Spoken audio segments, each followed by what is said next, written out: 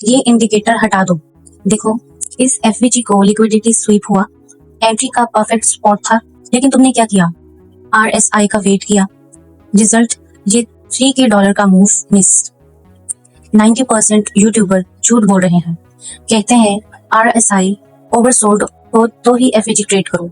मैं कहती हूँ इस वजह से तुम्हारा विन रेट 6% गिर रहा है।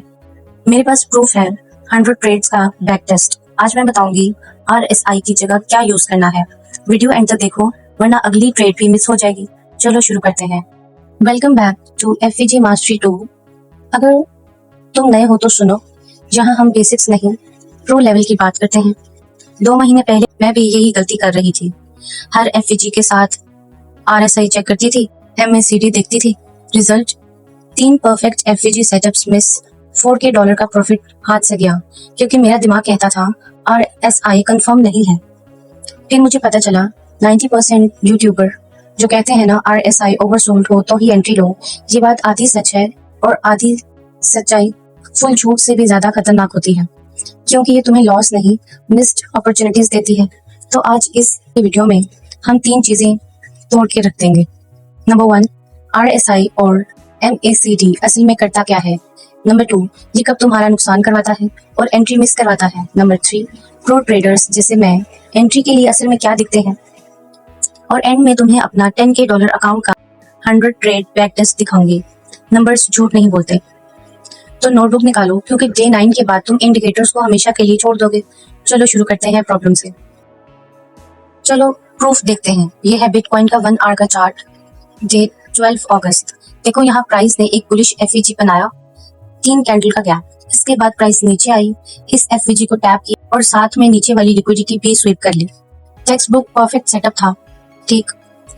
लेकिन 90% लोग क्या करते हैं, वो कहते हैं रुक जाओ, आरएसआई चेक करो। देखो आरएसआई कहाँ था, 51, ना ओवरसोल्ड ना ओवरबॉट। तो लोगों की क्लास के मुताबिक एंट्री मत लो। मैं भी 2 महीने पहले यही करती थी, मैं भी रुकी।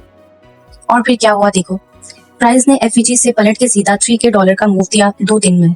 अगर तुम 0.1 बिटकॉइन भी लेते तो $300 प्रॉफिट था। अगर 1 बिटकॉइन लेते तो $3K। सब कुछ परफेक्ट था, एफवीजी था, स्वीप था। सिर्फ आरएसआई की वजह से ये ट्रेड मिस हो गई।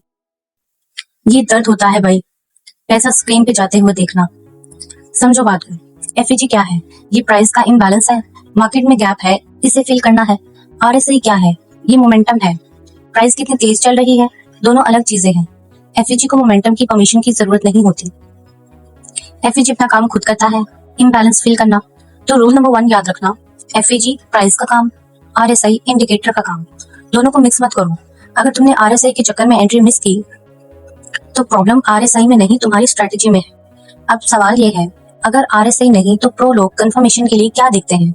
चलो पार्ट 2 में 3 प्रो कॉन्फ्रेंसेस देखते हैं। ठीक है, आरएसआई हटा दिया।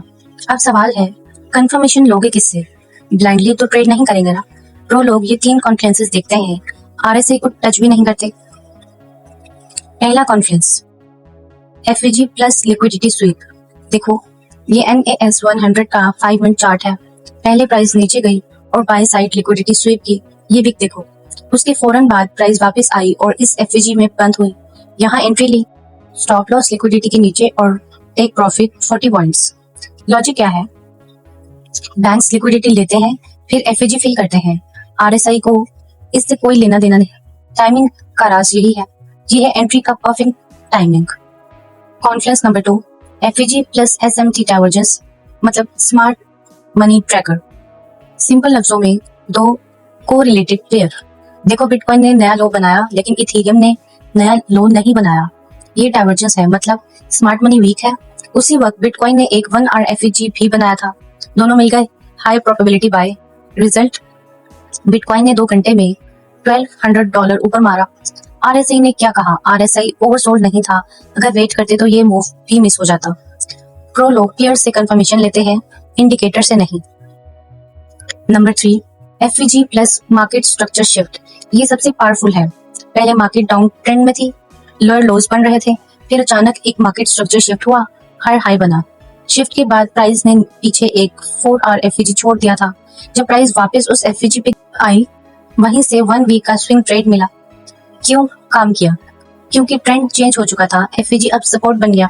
आरएसआई इस पॉइंट पे 60 था, कोई सिग्नल नहीं दे रहा था। रूल, ट्रेंड बताओ फिर एफवीजी ट्रेड करो। तो याद रखो, pro confluence is equal to FVG plus liquidity plus SMG plus MSS. Beginner confluence FVG plus RSI. और हाँ, आरएसआई बिल्कुल बेकार नहीं है, इसे सिर्फ एक काम के लिए यूज करो, ओवरबॉट जोन में प्रॉफिट बुक करने के लिए, एंट्री के लिए नहीं। अब चलो प्रूफ देखते हैं, नंबर्स क्या कहते हैं। ठीक है, बातें तो सब करते हैं, अब आता है प्रूफ। मैंने अपने $10K के अकाउंट पे last 100 FVG trades back test की, same market conditions, same risk 1%, 2 अलग स्ट्रेटजीज टेस्ट की। रिजल्ट तुम्हारे सामने है। स्ट्रेटजी ए, सिर्फ FVG plus liquidity sweep, total trades 100, win 58, loss 42, win rate 58%, profit $2840K, maximum drawdown -6.2%। देखो कोई इंडिकेटर नहीं, सिर्फ प्राइस, एक्शन और result 58%। Strategy B, FVG plus RSI confirmation. Rule था आरएसआई 30 से नीचे हो तभी बाय, 70 से ऊपर हो तभी सेल। टोटल ट्रेड्स 100 में से सिर्फ 73 ट्रेड मिली, 27 मिस हो गई।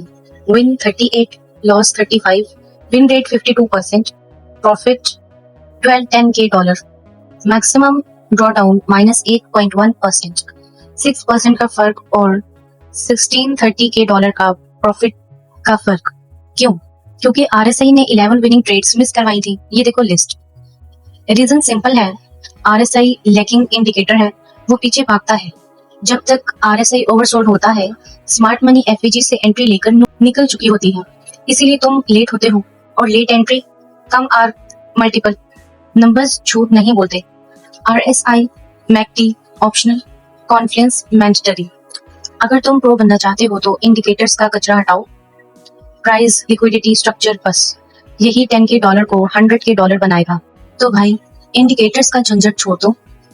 कल डे 10 सिल्वर बुलेट टाइम में एफवीजी आईसीटी का सबसे बड़ा सीक्रेट। कमेंट करो मास्टर अगर तुम भी आरएसआई हटा रहे हो। सब्सक्राइब करो।